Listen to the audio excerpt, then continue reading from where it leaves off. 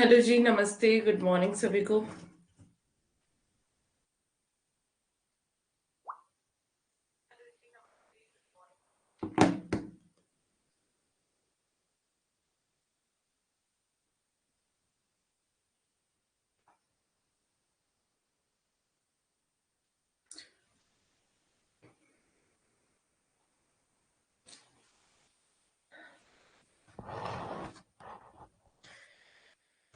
अंशिका, विनोद, कैसे हैं आप लोग और कैसी चल रही है एग्जाम की तैयारी?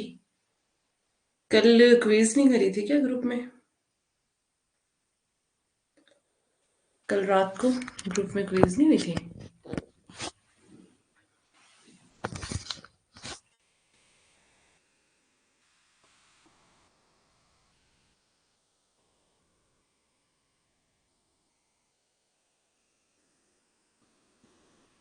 सही चल रही है, ओके, गुड।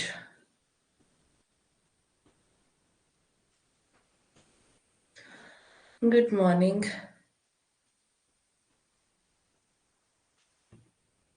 नहीं हुई थी नाइट में क्विज, वो क्यों?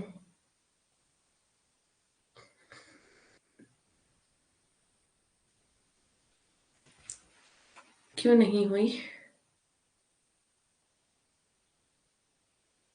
मुझे तो दिखी नहीं। अच्छा, आपको दिखी नहीं, मुझे भी नहीं दिखी, तभी मैंने पूछा।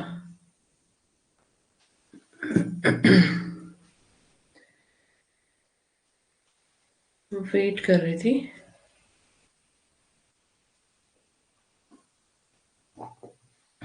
ओके,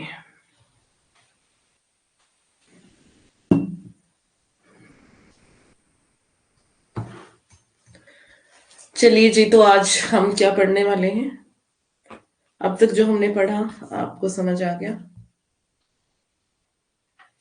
आपने दोबारा पढ़ा हो, आपको समझ आया हो कुछ?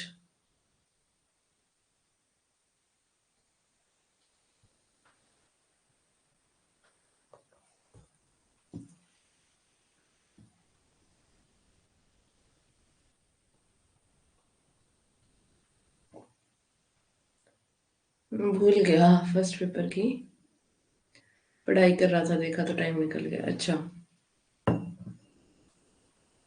हम्म। नहीं, वहां कोई मैसेज भी नहीं था ना किसी का, तो फिर मैंने सोचा क्या हो गया आज।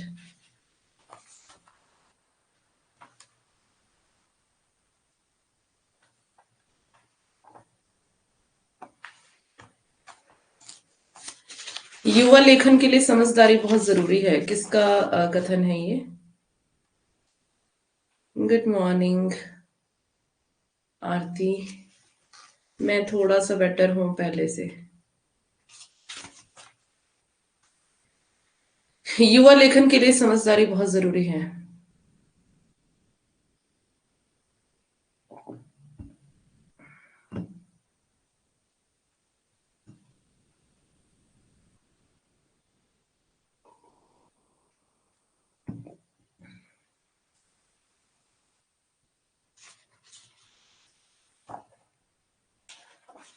सारे मर्ज की दवा शुक्ल ही नहीं होती है। ओके। हर रोग का इलाज शुक्ल नहीं है।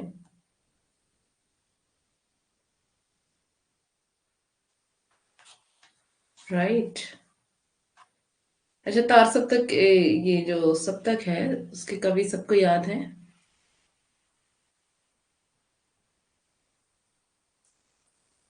आज बच्चे बहुत कम हैं क्लास में। नोटिफिकेशन तो सबको गई है ना?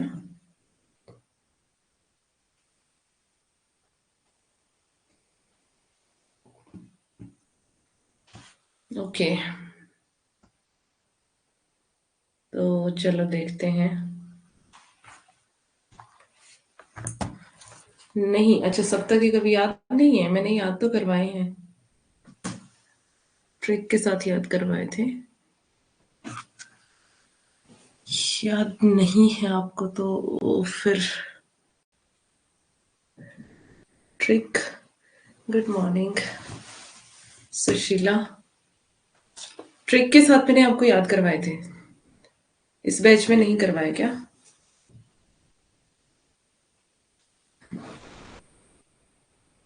वैसे तो हम अभी रिवीजन करने वाले हैं, तो फिर सारी चीजों को देख लेंगे। नहीं, सप्तकी का भी याद होना आपके लिए बहुत ज्यादा जरूरी है। अच्छा, किसी के पास ट्रिक है जो पिछले बैच के बच्चे हैं, तो वो दे देना ट्रिक ना, पिछले बैच के बच्चों के पास होगी। ठीक है। मैंने कहा युवा लेखन के लिए समझदारी बहुत जरूरी है ना? तो ये कथन है बच्चन का। अभी करा दो, अभी तो मुझे देखना पड़ेगा ना, मुझे भी याद नहीं है अभी, कहीं लिखा है, ढूंढना पड़ेगा। कहीं लिखा है, ढूंढना पड़ेगा, अभी मेरे मैं याद नहीं करवा सकती क्योंकि मुझे खुद भी याद नहीं है ना? या तो फिर अगर मैं तैयारी के साथ आती क्लास में तो वो अलग बात थी, अभी मेरे इस बारे में कोई तैयारी नहीं है। तो मैंने बताया युवा लेखन के लिए समझदारी बहुत जरूरी है।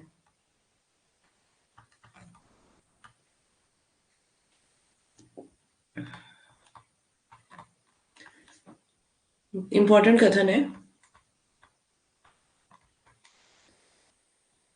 हरिवंश नहीं सॉरी, बच्चन का, बच्चन सिंह का, जिनके आप बुक्स पढ़ते हैं ना।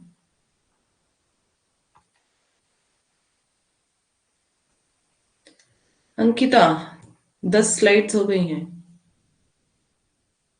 इतना लेट क्यों? नमस्ते।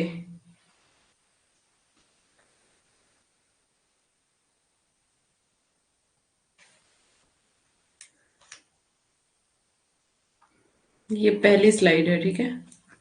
युवा लेखन के लिए समझदारी बहुत जरूरी है, ये बच्चन का कथन है।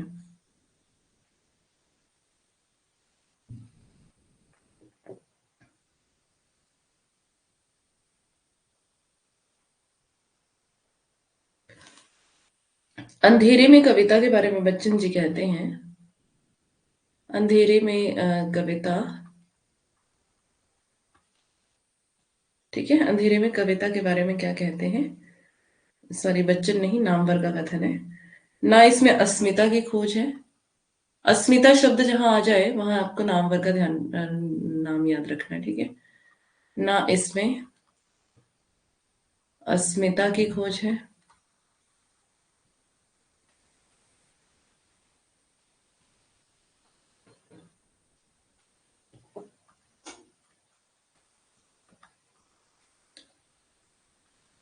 न विलय।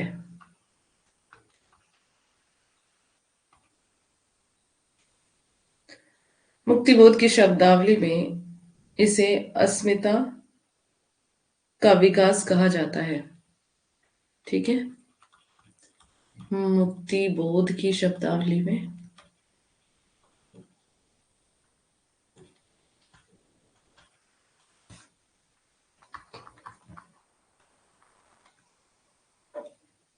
काव्य शास्त्र नहीं हुआ अभी, अभी कहाँ इतनी जल्दी हो जाएगा। अस्मिता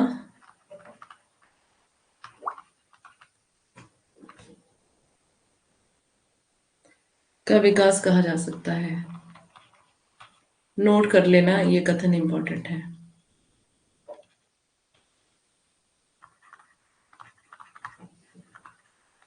ये नामवर का है, ठीक है।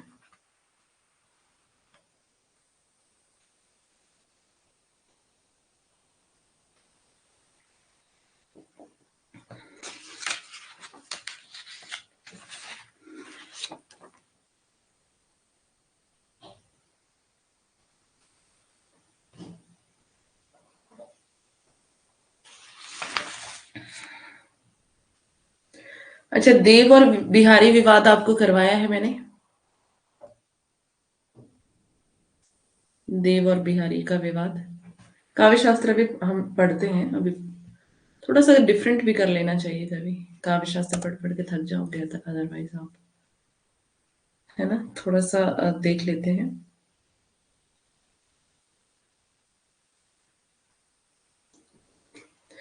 मैंने आपको करवाया है ना ये देव और बिहारी का विवाद, कहाँ से शुरू हुआ था, शुक्ल जब हम पढ़ रहे थे तब करवाया था, याद है किसी को?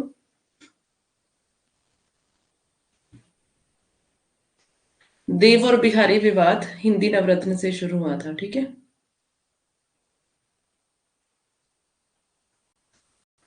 कहाँ से शुरू हुआ था? देव और बिहारी विवाद। मैंने ये शुक्ल से आपको पढ़ाया हुआ है, आपको मुझे पता है 100% की याद नहीं होगा। कहाँ से शुरू हुआ था? हिंदी नवरत्न से। देव और बिहारी विवाद का मतलब क्या है कि देव बड़े हैं या बिहारी बड़े हैं। तो कुछ लोग देव को बड़ा मान रहे हैं, कुछ बिहारी को बड़ा मान रहे हैं, ठीक है। तो हिंदी नवरत्न से शुरू हुआ ये विवाद। कहाँ से? हिंदी नवरत्न 1910 इसका समय है।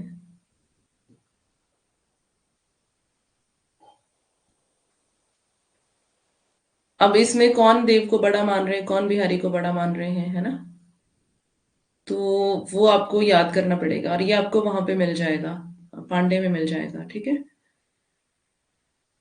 अब बिहारी सस्से की तुलनात्मक आलोचना करते पद्म सिंह। देव और बिहारी लिखा कृष्ण बिहारी मिश्र ने और देव को बड़ा माना। बिहारी और देव लिखा लाला भगवान दीन ने और बिहारी को बड़ा माना, ठीक है।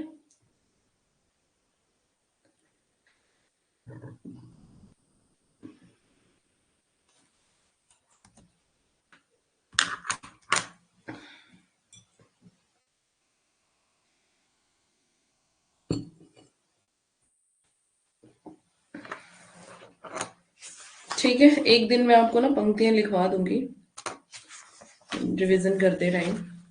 अभी कुछ पता नहीं है, क्रैश कोर्स आपका अभी लॉन्च होना है, तो कैसे क्लासेस होंगी अभी मुझे कुछ नहीं पता इस बारे में। यूट्यूब पे क्लासेस होंगी, जहाँ जहाँ भी क्लासेस होंगी, मतलब एक दिन पंक्तियां करवा दूंगी, बहुत सारी पंक्तियां हैं जो आपको याद करनी है, ठीक है। तो वो चलो बाद की बातें हैं, अभी हम फिलहाल अपने टॉपिक पर आते हैं।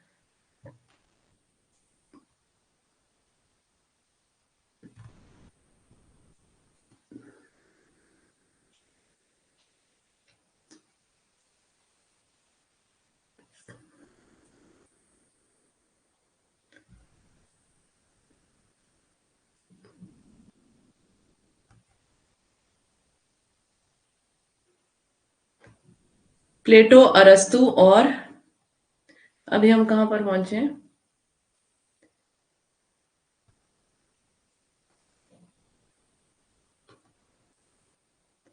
अभी हम किसको पढ़ रहे हैं? वर्ड्सवर्थ को। वर्ड्सवर्थ का कल समझ आ गया था।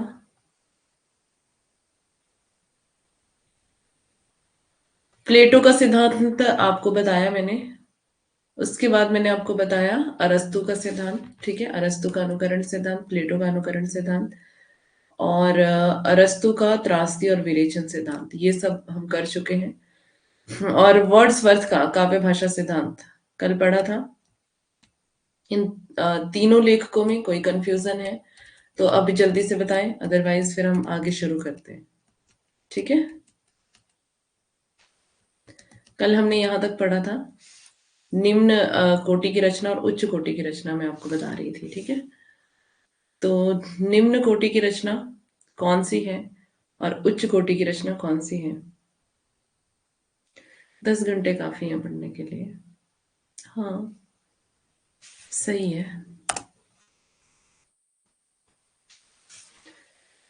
बस रिजल्ट आपका अच्छा होना चाहिए इस बार, है ना।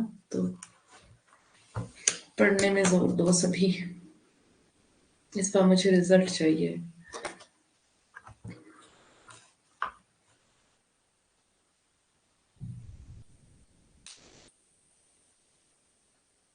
इसको क्या हो गया?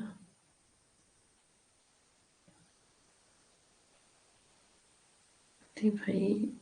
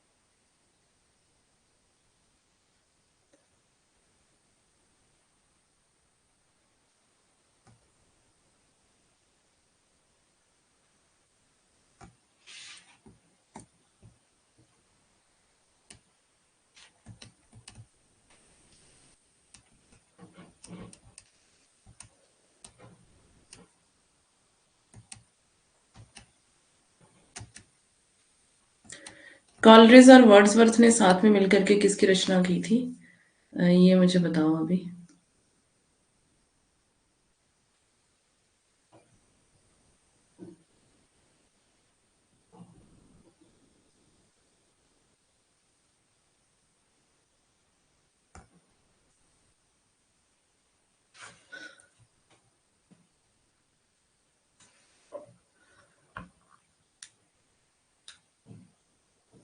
हम इसको पॉइंटर को कैसे चेंज करते हैं, किसी को पता है क्या?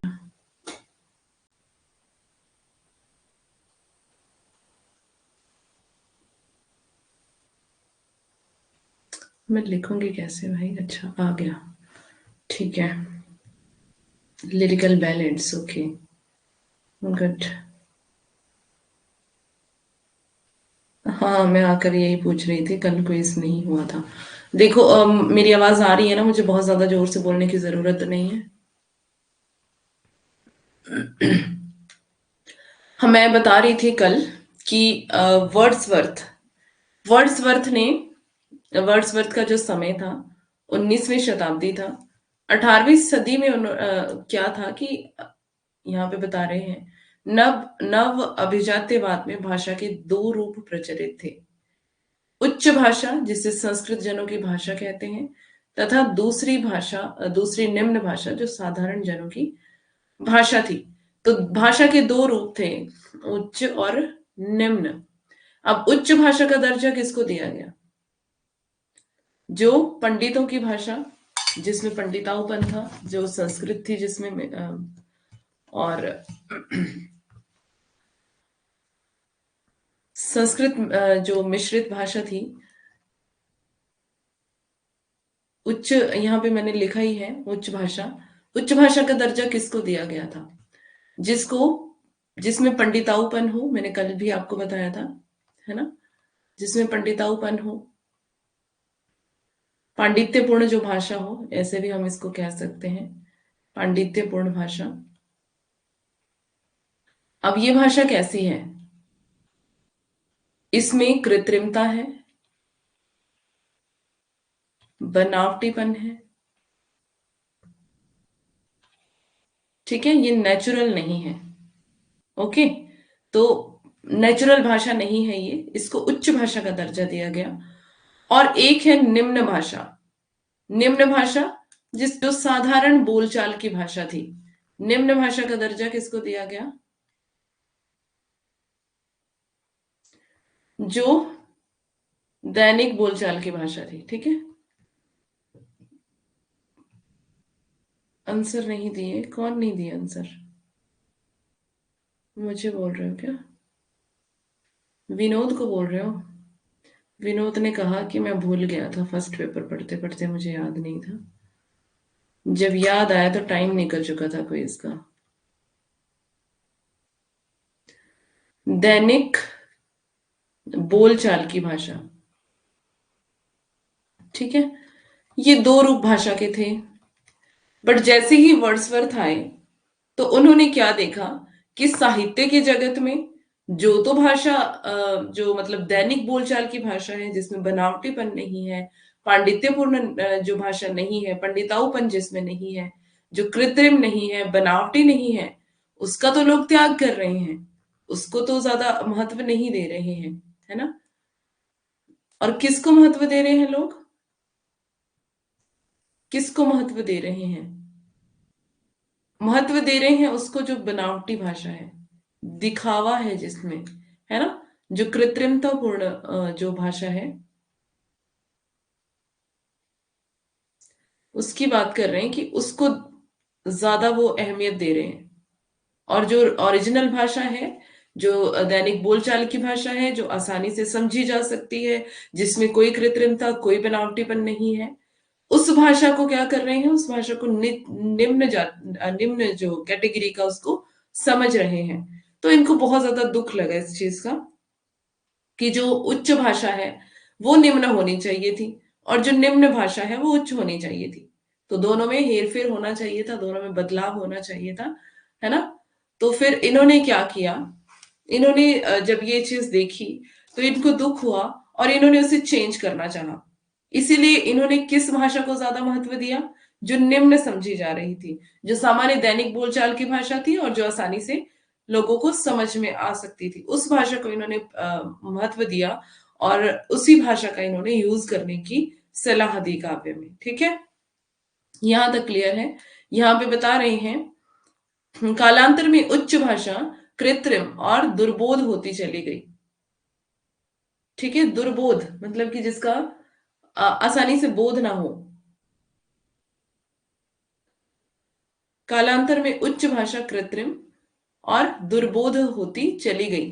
तो जो उच्च भाषा वही जो संस्कृत थी, उसमें क्या होता गया, कृत्रिमता आती गई, और ज्यादा कृत्रिमता आती गई, जितनी ज्यादा वो यूज होने लगी, है ना, उतना ज्यादा बनावटीपन आने लगा उसमें। और दुर्बोध होती चली गई, जिसका मतलब कि अब आसानी से उसका बोध नहीं होता था, आसानी से वो समझ में नहीं आती थी। ठीक है, तो वो दुर्बोध होती चली गई धीरे धीरे। और आगे क्या हुआ, इसलिए भाषा के त्याग और ग्रामीण भाषा के प्रयोग पर वर्ड्सवर्थ ने बल दिया। तो इन्होंने जो उच्च भाषा समझी जा रही थी उसकी त्याग पर बल दिया, और ग्रामीण जो भाषा थी, जो सामान्य दैनिक बोलचाल की भाषा थी, उसको इन्होंने महत्व दिया क्योंकि उसमें अपनापन होता है ना। तो वो भाषा, उसको इन्होंने, उसके प्रयोग पर इन्होंने बल दिया कि उसी में जो काव्य जो है वो लिखा जाना चाहिए। ठीक है, अब देखते हैं आगे काव्य की भाषा कैसी हो, इस विषय में उन्होंने कई महत्वपूर्ण बातें कही हैं। भारतवर्ष के संस्कृत काव्य शास्त्र के आचार्य कुंतक ने तो रीति को काव्य की आत्मा मान लिया, है ना। काव्य आत्मा क्या है वो, रीति रस्य काव्य, काव्य आत्मा ऐसे करके कुछ इनका सूत्र है। काव्य काव्य आत्मा, कुछ कुछ ध्यान नहीं आ रहा। तो रीति को इन्होंने क्या माना, काव्य की आत्मा, जो हमने पीछे देख लिया, जो भारतीय काव्य शास्त्र था, है ना। तो कुंतक ने रीति को काव्य की आत्मा मान लिया। उन्होंने रीति को विशिष्ट पद रचना रीति, है ना, ऐसे ही इनका सूत्र एक और है, विशिष्ट पद रचना रीति। तो रीति को इन्होंने विशिष्ट पद रचना अर्थात भाषा का विशिष्ट रूप बतलाया, या फिर भाषा का विशेष रूप बतलाया इन्होंने। वास्तव में काव्य का आरंभ सभी देशों में उसी भाषा के माध्यम से होता है जो विशिष्ट जनों की नहीं अपितु जन सामान्य की भाषा होती है। अब वो कोई भी देश हो, है ना, जरूरी नहीं कि भारत के अलावा भी अगर कोई देश है, तो उसमें काव्य की शुरुआत कौन सी भाषा से होगी, उसी भाषा से जिसको जनता, सामान्य जनता बहुत ही आसानी से समझ सकती है ना। अगर मुश्किल भाषा में उसका इस्तेमाल होने लग जाए तो फिर क्या होगा, मतलब मुश्किल भाषा अगर काव्य में इस्तेमाल हो जाए शुरू में ही, तो जनता को कोई इंटरेस्ट ही नहीं रहेगा उसमें, क्योंकि जनता को कुछ समझ में नहीं आने वाला, है ना। तो अगर शुरुआत जो है वो जो जटिल भाषा से कर दी जाए, मुश्किल भाषा से कर दी जाए काव्य की शुरुआत, तो जनता को कुछ भी समझ नहीं आएगा, जनता उसको पढ़ेगी भी नहीं, देखेगी भी नहीं, सुनेगी भी नहीं, है ना। क्यों, क्योंकि उनको कुछ समझ ही नहीं आ रहा। तो अगर कोई भी देश है, किसी भी देश में किसी भी देश का आप साहित्य उठा करके देख लें, उसका काव्य शास्त्र उठा करके देख लें, तो वहां पर भी आप यही देखोगे कि जो शुरुआत का जो साहित्य है या शुरुआत में जो काव्य रचना हुई है, वो कौन सी भाषा के माध्यम में हुई है, जो विशिष्ट जनों की नहीं है ना, जिसमें पांडित्यपूर्ण जो भाषा नहीं है, पंडिताऊपन नहीं है, कोई कृत्रिमता, कोई बनावटीपन नहीं है, उस भाषा से शुरुआत नहीं मानी है उन्होंने, उस भाषा से शुरुआत नहीं हुई है। शुरुआत किससे हुई है, जन सामान्य की भाषा से शुरुआत हुई है। ठीक है, साधारण बोलचाल की भाषा से शुरुआत हुई है। जिस तीव्र गति से जीवन और जीवन की भाषा में परिवर्तन होता है, उस गति से साहित्य और साहित्य की भाषा में परिवर्तन नहीं होता। आप देखो, तीव्र गति से जीवन और जीवन की भाषा में परिवर्तन होता रहता है। हम अपनी रोजमर्रा की जिंदगी में देखते हैं। पहले आप खुद ही मतलब सोच विचार करेंगे इस बात पे, तो आप पहले कुछ शब्द बोलते थे, है ना, बचपन में कुछ शब्द बोलते थे, धीरे धीरे उन शब्दों को आपने यूज करना बंद कर दिया। ऐसा हुआ है आपके साथ, किसी के साथ भी? अगर नहीं हुआ है, मतलब याद नहीं आ रहा है, तो कभी आराम से बैठ के सोचना। किसी चीज को हम पहले कुछ और ही कहते थे बचपन में, लेकिन धीरे धीरे हम कहाँ पर चले गए, बढ़ते गए, आधुनिकता की तरफ बढ़ते गए, और वो जो पुराने शब्द थे उनका हम त्याग करते रहे और नए शब्दों के ऊपर हम चले गए। धीरे धीरे हम कहाँ को बढ़ रहे हैं, आधुनिकता की तरफ को बढ़ रहे हैं। और कुछ शब्द हम जब हम बोलते हैं तो हम अंग्रेजी के शब्द कुछ यूज करते हैं, कुछ संस्कृत के यूज करते हैं, अलग अलग, है ना। और आप देखेंगे कि पहले आप सामान्य बोलचाल की भाषा में कुछ मतलब गांव की भाषा के शब्द यूज करते थे। लेकिन आपको धीरे धीरे जब ये ज्ञात हुआ कि ये जो शब्द है, इसके लिए हम इसको हम रिप्लेस भी कर सकते हैं किसी दूसरे शब्द के साथ, तो आपने उसको वैसे ही बोलना शुरू कर दिया। तो जीवन की गति जो है वो बहुत तीव्र चलती है, जीवन की गति बहुत तीव्र चलती है। लेकिन जो भाषा है, मतलब अगर हम रियल लाइफ में देखें तो हमारी भाषा भी जो है तीव्र गति से परिवर्तित हो जाती है जीवन के साथ साथ, है ना। जैसे जैसे हमारा समय बीतता जा रहा है, भाषा भी हम वैसे ही भाषा में भी चेंज लाते जा रहे हैं।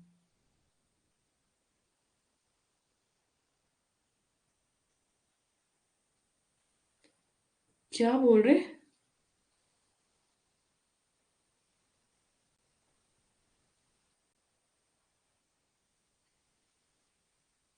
ये किसने कहा आपको?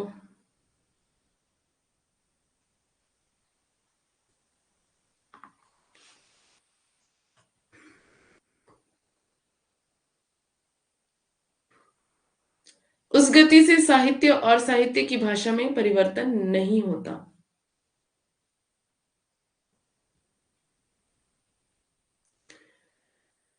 जैसे हमारे जीवन में और जीवन की भाषा में परिवर्तन होता है, उस गति से साहित्य और साहित्य की भाषा में परिवर्तन नहीं होता। आपको स्पेशल कहा है क्या?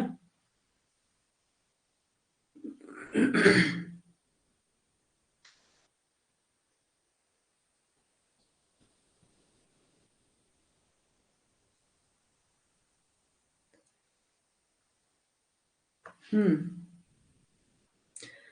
हाँ, ये भी एक मतलब एग्जाम्पल है कि बचपन में तोतला बोलते हैं, फिर धीरे धीरे साफ होता जाता है ना। पर वैसे भी हम शब्दों में भी परिवर्तन करते हैं।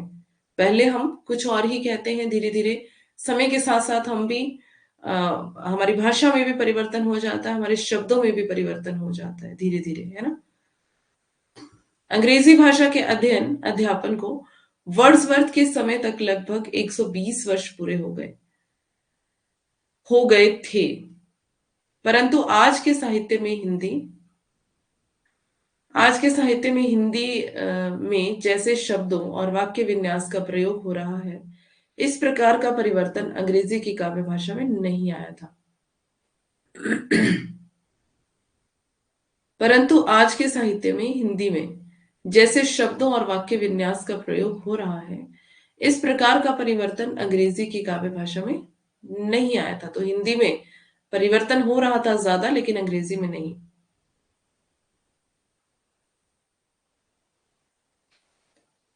हाँ, उम्र बढ़ती जाती है, भाषा में परिवर्तन होता चला जाता है।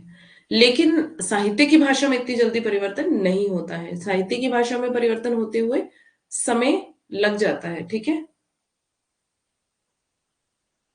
अंकिता मुझे बताओ, आपको स्पेशल क्या कॉल करके मैसेज करके कहा है ये बात?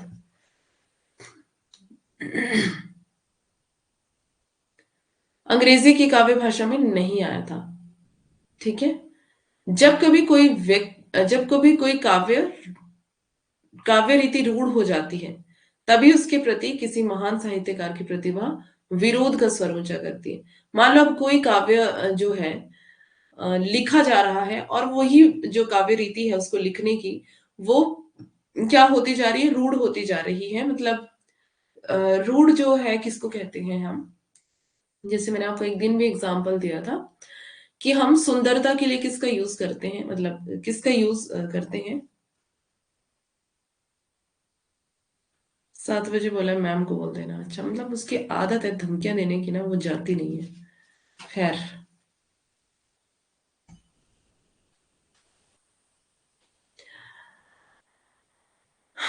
चांद सा मुखड़ा,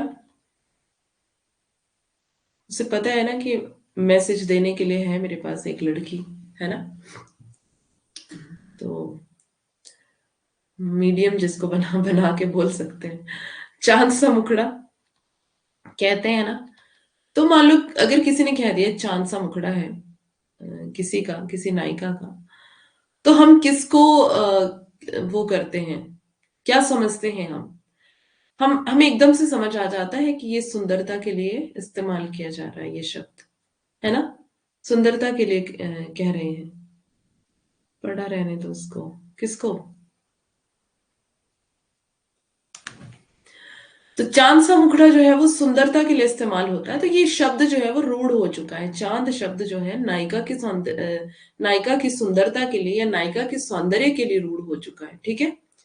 तो जब एक ही शब्द बार बार बार बार बार बार साहित्य में आ रहा है, तो क्या हो रहा है, जब वो बार बार आ रहा है साहित्य में, तो फिर वही शब्द रूढ़ हो गया अब, है ना। अब चांद किसके लिए जाना जाने लगा है, नायिका के सौंदर्य के लिए ही जाना जाने लगा है चांद सा मुखड़ा, है ना। तो ये शब्द जो है हिंदी साहित्य में रूढ़ हो चुका है। अब क्या हो गया कि ये शब्द रूढ़ हो गया, है ना। तो किसी भी एक महान साहित्यकार के दिमाग में ये बात आई, मन में ये बात आई। मेरी बात को आप सीरियसली लें, ओके अंकिता। श्योर, मैं सीरियस लूंगी आपकी बात को। आपके गुरुजी का दिमाग बहुत जल्दी घूम जाता है ना, कुछ कह नहीं सकते, है ना। कल उसने ग्रुप भी लेफ्ट कर दिया, तो खैर चलो छोड़ो।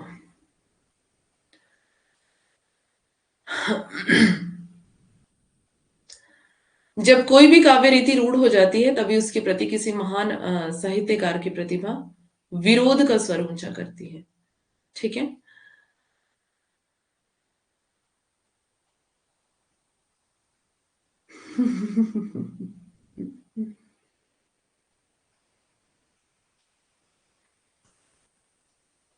वो सिर्फ अंकिता का गुरु है, और किसी का नहीं।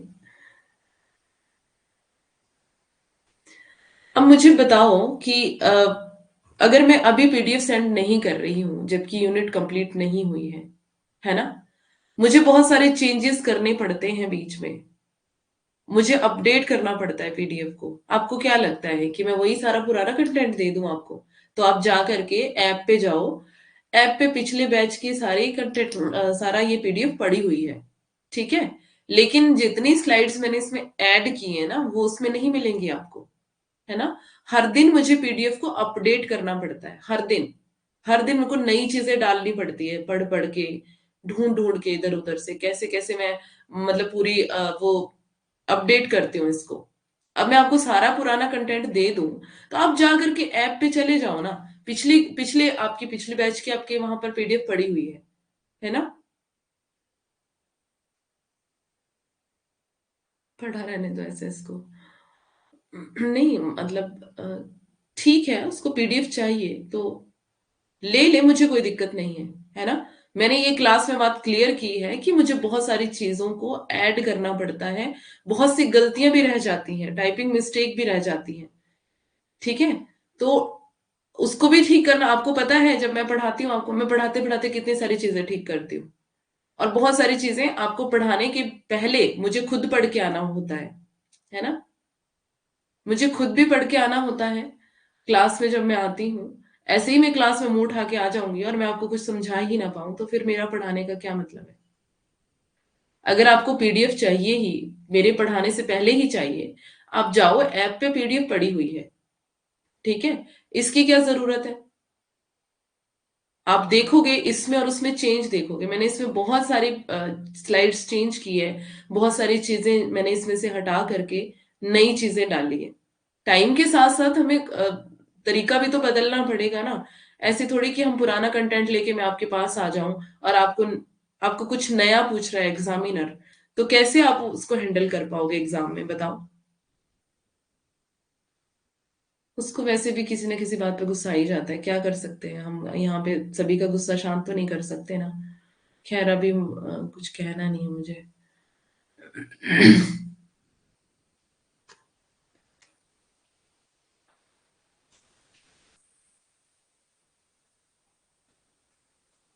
तो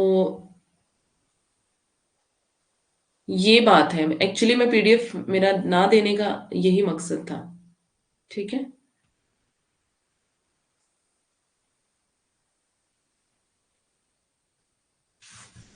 बाकी मुझे क्या दिक्कत है? मैं तो पढ़ा ही रही हूँ। पीडीएफ भी आपके लिए ही बना रही हूँ, मैंने कौन सा खुद इसको यूज़ करना है।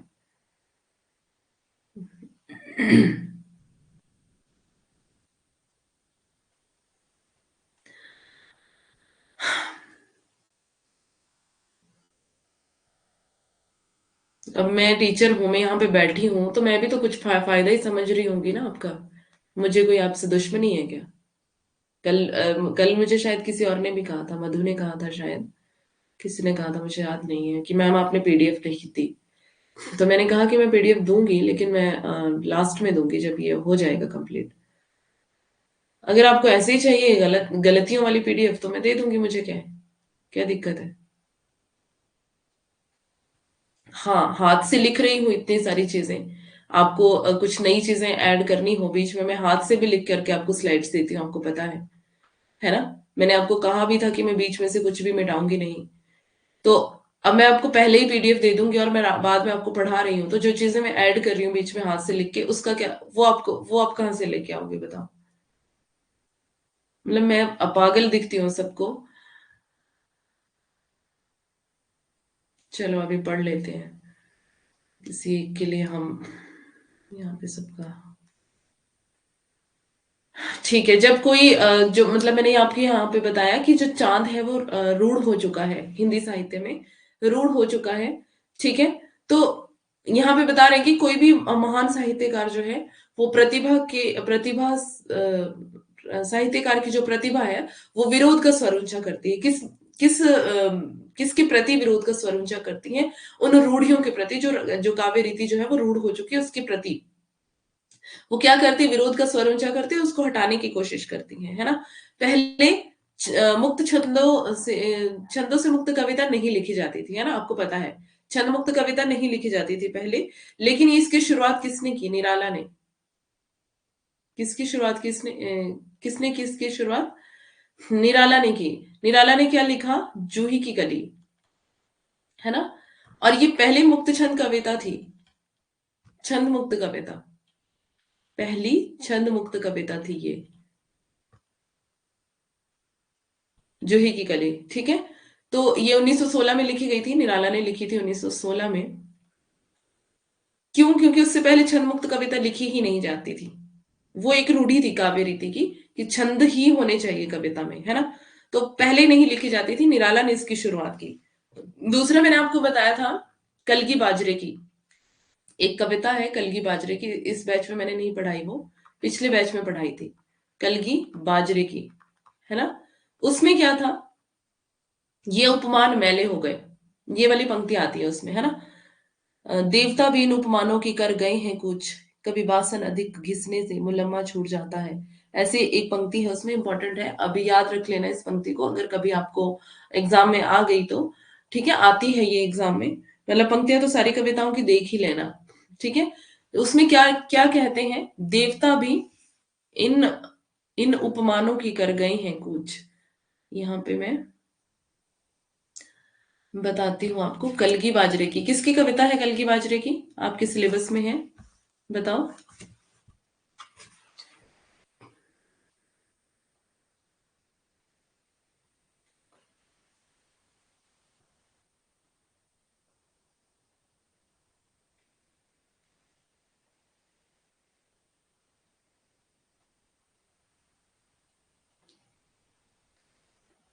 अगे, गुड। अगे की कविता है, समय मुझे याद नहीं है इसका, समय देख लेना, ठीक है। इसमें क्या है, इसमें एक पंक्ति है, देवता भी इन उपमानों की कर गए हैं कूच।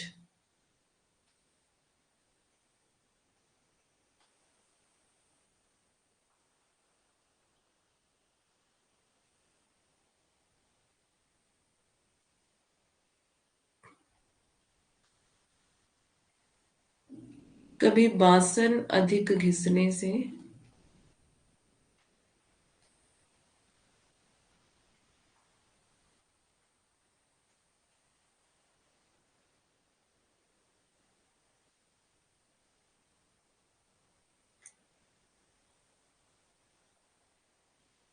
मुलम्मा छूट जाता है। आपके जो अवधी भाषा जो जानते हैं उनको पता होगा, है ना इसका। मैं ना कुछ कह सकती हूँ ना कर सकती हूँ, मेरे लिए तो सभी आदरणीय है, मैम भी और वो भी। ओके अंकिता, कोई बात नहीं, आप टेंशन मत लो, ठीक है।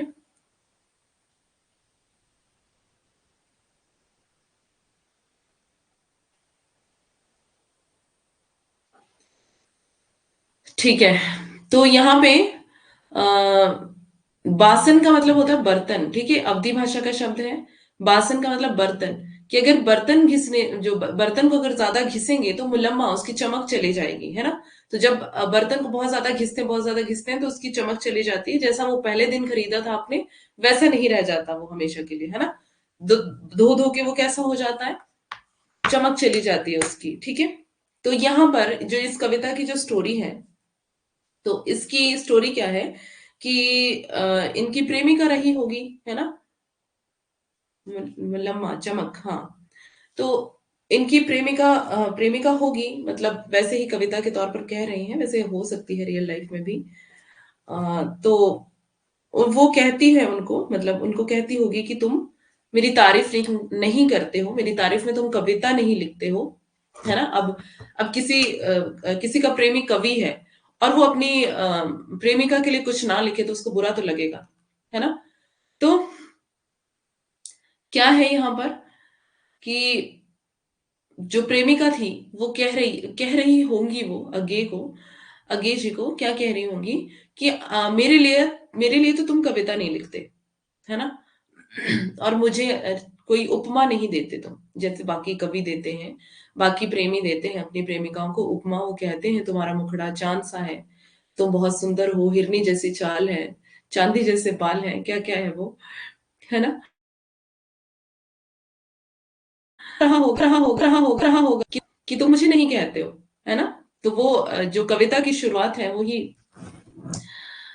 इसी से होती है। एक मिनट में कविता निकाल के आपको पढ़ के ही बता देती हूँ। क्या है, कलगी बाजरे की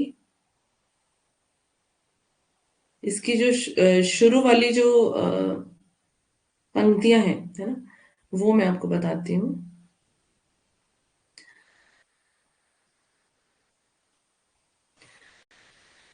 इसमें क्या है कि इन्होंने कहा कि मैं तुम्हें वो उपमा नहीं देता जो मतलब पुरानी हो चुकी है अब, है ना। पहले तो जो उपमाएं दी जाती थी वो कैसी हो चुकी हैं, अब बासी हो चुकी हैं, पुरानी हो चुकी हैं। देवता भी इन उपमानों की कर गए हैं कुछ, मतलब कि देवता जो होते थे वो भी यही उपमा दिया करते थे अपनी प्रेमिकाओं को, है ना। हर व्यक्ति शुरू से लेकर के आज तक यही उपमाएं देता है अपनी प्रेमिकाओं को। लेकिन मैं तुम्हें, मतलब कभी बासन अधिक घिसने से मुलम्मा छूट जाता है, कि मतलब कि जैसे कि बर्तन को ज्यादा ज्यादा घिसेंगे तो उसकी चमक चली जाएगी। छोटी सी कविता है, ज्यादा बड़ी नहीं, हाँ जी, छोटी सी है, छोटा सा ही पेज है वो। मैं आपको बताती हूँ, यहाँ पे जो इसकी पहली पंक्तियां हैं, हरी बिछली बिछली घास डोलती कलगी छर हरे बाजरे की, अगर मैं तुमको ललाती सांझ के नभ की अकेली तारिका अब नहीं कहता, या शरद की भोर की निहार नहाई कुई टटकी कली चंपे की वगैरह, नहीं कारण कि मेरा हृदय उथला या सूना है, कि मेरा प्यार मैला है। तो यहाँ पे ये क्या कह रहे हैं कि अगर मैं तुम्हें ललाती नमकी अकेली तारी का मतलब जो तारा होता है ना आसमान में, जब सबसे पहले शाम होती है तो एक तारा चमकता है, पता है आपको? शाम होती है जैसे ही, तो चांद के साथ एक छोटा सा तारा चमकता है ना? और वो बहुत ही ज्यादा उसकी चमक होती है, और वो चांद के साथ साथ ही रहता है। तो वो बता रहे हैं कि उसको तारिका कहते हैं ना। तो वो तारिका नहीं कहता मैं तुम्हें कि हाँ तुम वो वाली तारिका हो, है ना? या शरद के भोर की नहाई कुई, या तट की कली चंपे की, मतलब तुम्हें चंपे की कली नहीं कहता, तुम्हें फूल नहीं कहता, कली नहीं कहता, तारिका नहीं कहता, तुम्हें चांद नहीं कहता।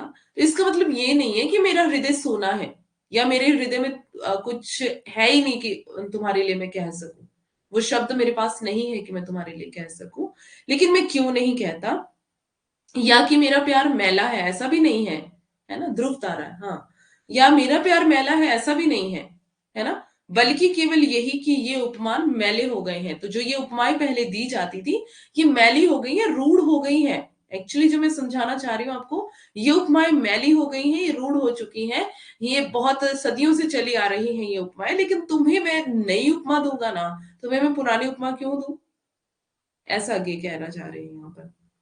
देवता भी इन प्रतीकों की कर गए हैं कुछ, एक्चुअली यहाँ पर प्रतीक शब्द है।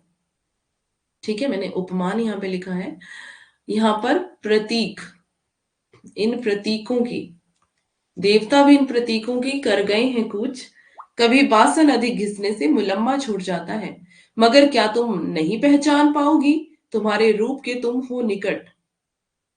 इसी जादू के निजी किसी सहज गहरे बोध से, किसी प्यार से मैं कह रहा हूं, अगर मैं यह कहूं बिछली घास हो तुम, लहलहाती हवा में कलगी छरहरे बाजरे की। मतलब वो कहना चाह रहे हैं कि तुम ही हो, तुम्हारे जैसा और कोई नहीं है।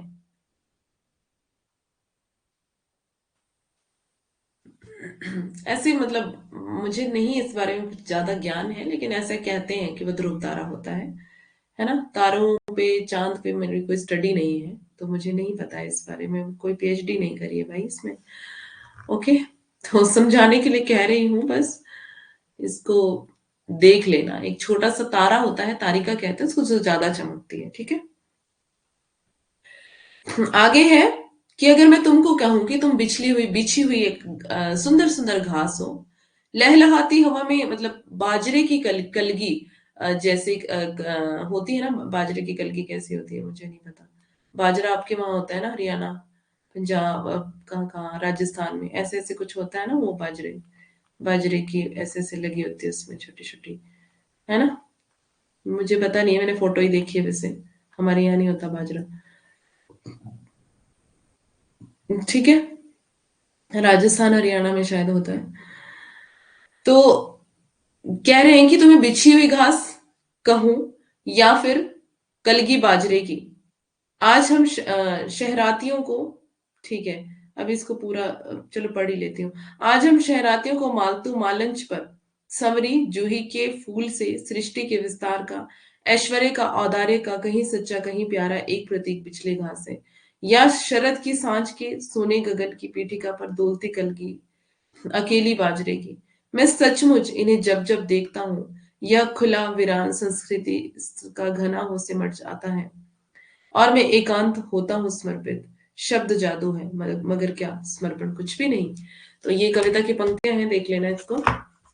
मैं यहाँ पर बस आपको अपने टॉपिक से हटना नहीं है, यहाँ पे आपको यही समझाना है कि ये क्या कह रहे हैं कि रूढ़ हो गई है ये उपमाएं जो हैं, ये प्रतीक जो है ना, प्रतीक जो दिए जा रहे हैं, या उपमाएं, ये सब क्या हो चुकी हैं? रूढ़ हो चुकी हैं। ठीक है, रूढ़ हो चुकी हैं, और सदियों से चलती आ रही हैं यही उपमाएं।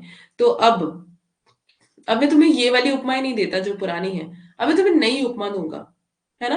अब तुम्हारी तुलना किससे करता हूँ? कलगी बाजरे की, बाजरे की कलगी से। ठीक है, तो बता रहे हैं कि कोई जो साहित्यकार है वो आवाज उठाता है, विरुद्ध में आवाज उठाता है। किसके विरुद्ध में? वही जो काव्य रीति सदियों से चलती आ रही है और रूढ़ हो चुकी है, तो उसके विरुद्ध कोई साहित्यकार क्या करता है? आवाज उठाता है। और फिर उस चीज को चेंज करता है। तो यहां पर मैंने आपको बताया कि अज्ञे ने क्या किया, अज्ञे ने, सॉरी, निराला ने, पहले हम निराला को देखते हैं। निराला ने क्या किया, मुक्त छंद में एक कविता लिख दी, जूही की कली, है ना। मुक्त छंद में कविता लिख दी जूही की कली, जबकि उससे पहले छंद मुक्त कविता नहीं लिखी जाती थी। तो महावीर प्रसाद द्विवेदी ने इसको मना कर दिया, ये सरस्वती में नहीं छपेगी, अश्लील है ये कविता, है ना। तो ऐसे करके उन्होंने अश्लीलता का आरोप लगा करके उस पर क्या कर दिया, उसको छपने से मना कर दिया, छपाने से मना कर दिया कि सरस्वती पत्रिका में नहीं छपेगी ये। तो इन्होंने शुरुआत की कि मुक्त छंद में कविता लिखी जाए। तो ये एक ऐसे साहित्यकार थे जिन्होंने रूढ़ियों के विरुद्ध, मतलब जो रीति, काव्य रीति की जो रूढ़ी है उसके विरुद्ध इन्होंने आवाज उठाई। उसी प्रकार से किसने आवाज उठाई, अज्ञे ने। इन्होंने लिख दी कलगी बाजरे की, ठीक है। और कलगी बाजरे की में इन्होंने क्या कहा कि मैं तुम्हें पुराने प्रतीक, जो पुरानी जो उपमाएं हैं वो रूढ़ हो चुकी हैं, वो मैं नहीं देता। अब मैं क्या करूंगा, कुछ नयापन लेकर के आऊंगा, है ना।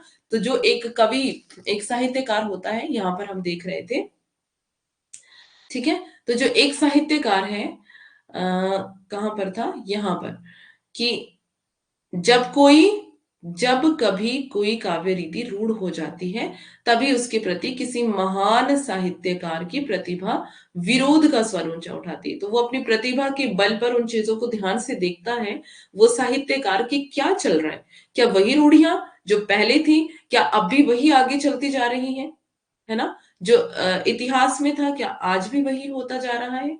तो महान साहित्यकार जो है उसके ऊपर विचार करेगा डीपली, गंभीरता से, और फिर आगे चल करके क्या होगा, उसको चेंज करेगा वो, है ना। और वो क्या करेगा, उसके विरुद्ध में अपने स्वर को ऊंचा करेगा, जैसे किसने किया, अज्ञे ने किया, जैसे किसने किया, निराला ने किया, ठीक है।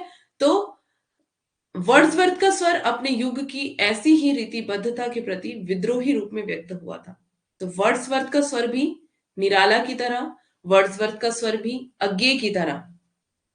अभी एक घंटे की क्लास है, हो गया टाइम, थोड़ा सा लेट शुरू की थी ना क्लास तो। आज तो आप लोगों को छुट्टी है ना, वाल्मीकि जयंती है, कहीं किसी ने आज जाना नहीं है। वर्ड्सवर्थ का स्वर अपने युग की ऐसी ही रीतिबद्धता के प्रति विद्रोही रूप में व्यक्त हुआ है।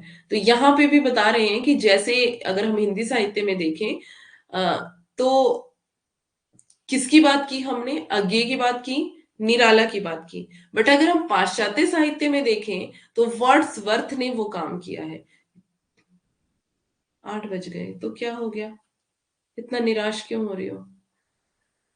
कहीं जाना है क्या? वेले हैं हम, मैम पढ़ाओ। हाँ, ये अच्छा है, विनोद को तो कोई काम नहीं। मैं कॉलेज जा रही हूँ, अच्छा आज कॉलेज है, ओके। अभी तो कॉलेज में ही पढ़ते हो भाई, आप चले जाओगे क्लास, और ले लो ना, अच्छा, ओके ओके ओके। ऐसी ही रीतिबद्धता के प्रति विद्रोही रूप में व्यक्त हुआ है ये स्वर, ठीक है। वर्ड्सवर्थ रीतिबद्धता को अस्वाभाविक मानते हैं, कि बोल रहे हैं कि ये रीतियों में जो बंधने वाली प्रक्रिया है वो क्या है, स्वाभाविक प्रक्रिया नहीं है ना। तो रीतिबद्ध, हम रीतिकाल पढ़ा था ना, रीतिकाल में 3 धाराएं पढ़ी थी, कौन कौन सी, रीतिबद्ध, रीति सिद्ध, रीति मुक्त। एमए कॉलेज में चलता है या यूनिवर्सिटी में, वो मैं समझ नहीं पाई।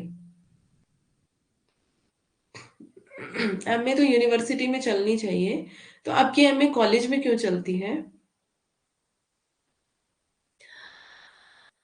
तो जो मैं बता रही हूं यहाँ, 3 आपने पढ़े थे रीति काव्य में, जब रीतिकाल पढ़ा था।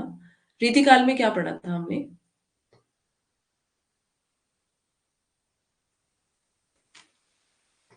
रीतिकाल में हमने पढ़ा 3 धाराएं, जो कि इम्पोर्टेंट है। कॉलेज से क्या, अच्छा, ऐसा भी होता है, गलती से कॉलेज बोल दी। अच्छा, दोनों में होता है, दोनों में होता है। हमारे यहाँ तो कॉलेज में नहीं होता, यूनिवर्सिटी में होती है एमए। कॉलेज में सिर्फ बैचलर डिग्री होती है, और मास्टर डिग्री तो यूनिवर्सिटी से ही करनी पड़ती है। जैसे बीए होती है वैसे ही। अच्छा, हमारे यहाँ नहीं होता, हमारे यहाँ पे बैचलर डिग्री कॉलेज से होती है और मास्टर डिग्री यूनिवर्सिटी से। रीतिकाल देखा था। रीतिकाल में 3 धाराएं देखी थी।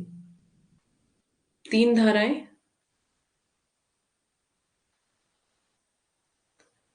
रीतिबद्ध,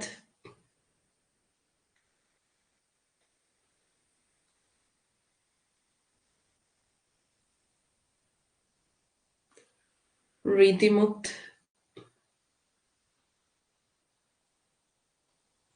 और रीति सिद्ध।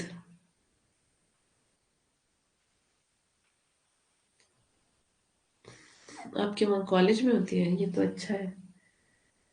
यूनिवर्सिटी से ही है हर जगह। वो बस कॉलेज प्रोवाइड करवा, अच्छा वहाँ कॉलेज प्रोवाइड करवाता है, ओके ओके। हम्म। हाँ, यहाँ पर कॉलेज नहीं प्रोवाइड करवाता है, यूनिवर्सिटी में ही जाना पड़ता है। दिल्ली यूनिवर्सिटी, श्वेता, अच्छा। Okay okay okay. चलो, तो यहाँ देखा था हमने रीतिबद्ध। रीतिबद्ध में वो कवि आते हैं जिन्होंने रीतियों में बंद करके रचनाएं की हैं, है ना। ओके। जिन्होंने रीतियों में बंद करके रचनाएं की, रीतिबद्ध। जिन्होंने रीति से मुक्त होकर के रचनाएं की, है ना। रीतियों से मुक्त होकर के रचनाएं की। इसमें कौन आते हैं, रीति मुक्त में कौन कौन आते हैं, जल्दी बताओ। रीतियों से मुक्त होकर जिन्होंने रचनाएं की। रीतिबद्ध में जिन्होंने रीतियों में बंद कर रचनाएं की, है ना। और रीति सिद्ध।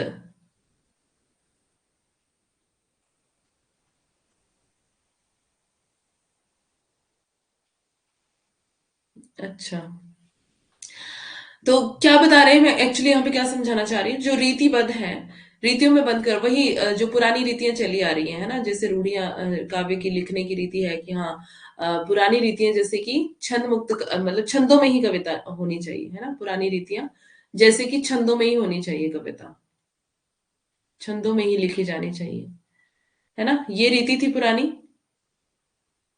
ये रीति थी पुरानी की कविता छंदों में ही लिखी जानी चाहिए, है ना। तो उसी में छंदों में ही लिख रहे हैं, छंदों में ही लिख रहे हैं सारी कविताएं, तो ये रीतियों में बंद करके रचना करना है। और छंद मुक्त कविता जैसे निराला ने लिखी, तो छंद से मुक्त होकर स्वतंत्र रूप से रचना, इसमें कौन आएंगे। निराला आगे, अरे मैं रीति काल की बात कर रही हूँ ना, तो रीति काल में बताओ। घनानंद, बोधा, आलम, ठाकुर, वो पूछ रही हूँ मैं। ठीक है। तो उन्होंने क्या किया, रीतियों से मुक्त होकर के रचनाएं की, जैसे मैंने आपको बताया था, जो आशिक कवि हैं, जिनकी प्रेमिकाएं भी हैं, जिनकी प्रेमिकाओं के नाम लिखे हुए हैं साथ में, है ना, घनानंद, बोधा, है ना। तो उन्होंने क्या किया, रीतियों से मुक्त होकर के स्वतंत्र रचनाएं की, मतलब उन्होंने रीतियों का पालन ही नहीं किया।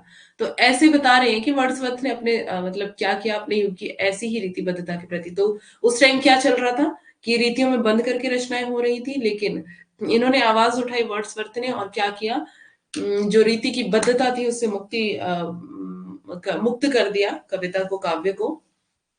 ठीक है। और विद्रोही रूप में इन्होंने व्यक्त किया उसको, मतलब एक विद्रोही स्वर उठाया कि नहीं, ये रीतियां नहीं होनी चाहिए काव्य में, है ना। वर्ड्सवर्थ रीतिबद्धता को अस्वाभाविक मानते हैं, वो कहते हैं कि ये स्वाभाविक चीज नहीं है रीतिबद्धता, है ना। तो रीतियों में बंद करके क्या होता है, स्वतंत्र रूप से इंसान रचना नहीं कर पाता है, या कोई कवि या कोई साहित्यकार रचना नहीं कर पाता है, इसलिए उसको क्या होना चाहिए, रीतियों से मुक्त होना चाहिए, है ना। तो अस्वाभाविक मानते हैं रीतिबद्धता को। उनका कथन है कि मैंने कई ऐसे अभिव्यंजना प्रयोगों को जो स्वतः उचित और सुंदर है बचाया है। ठीक है।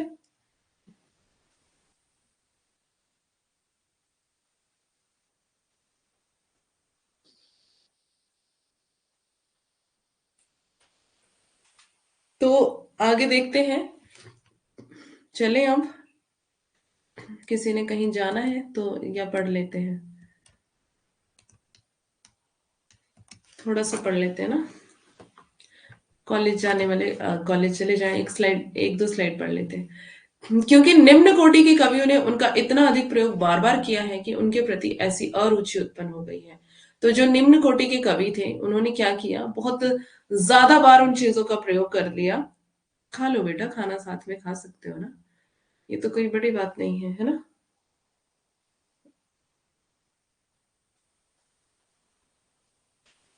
हम्म।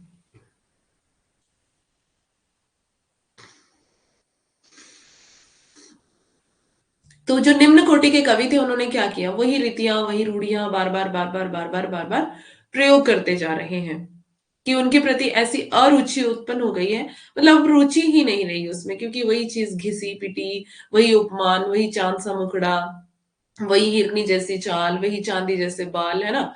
अब इसको सुन सुन के मतलब पक गया है इंसान।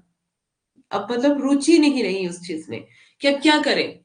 अब उससे पलायन करते हैं, है ना। अब उससे बाहर निकलते हैं, इन चीजों से बाहर निकलते हैं, क्योंकि जो निम्न कोटि के कवि थे वो सब इसी चीजों का, इन्हीं उपमानों का, इन्हीं उपमाओं का, इन्हीं रूढ़ियों का, इन्हीं बातों का जो है प्रयोग करते जा रहे हैं। और जो काव्य है वो एक रीतिबद्ध सा हो गया है ना, बंध गया है वो रीतियों में कि बस यही चीजें उसमें डालनी है, बाकी कुछ नया नहीं होना चाहिए। तो नयापन तो तभी आएगा ना जब स्वतंत्र रूप से कोई रचना करेगा।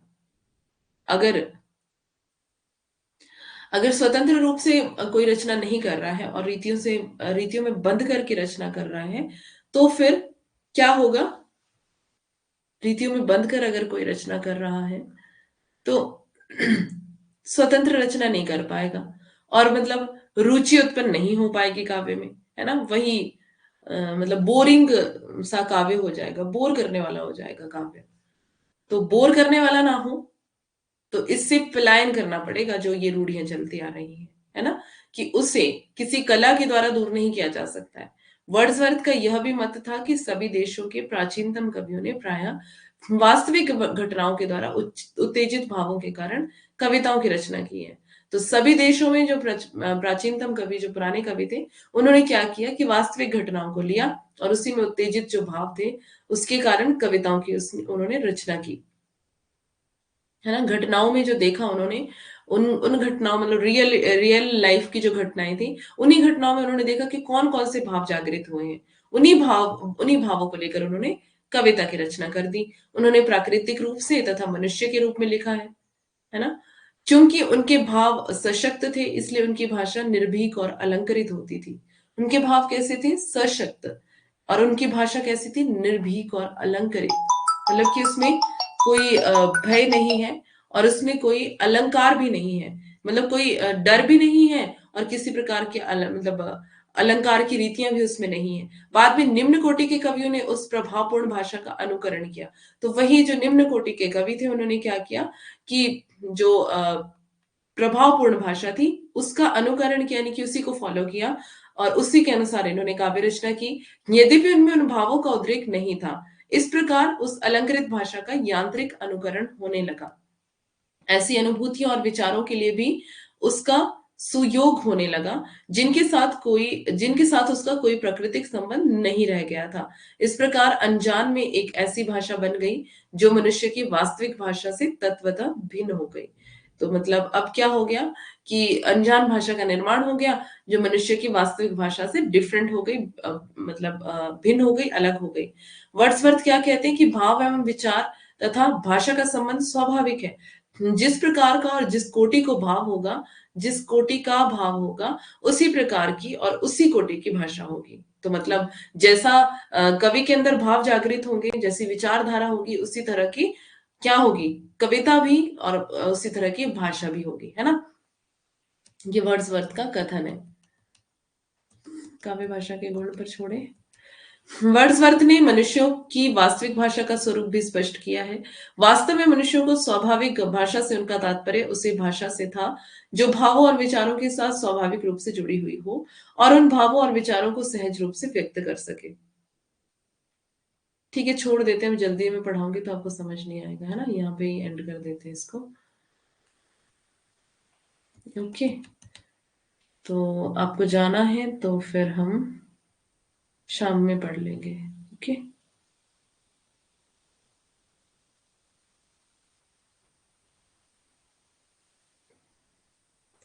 स्लाइड नंबर 529 याद रखना, शाम को मुझे याद करवा देना।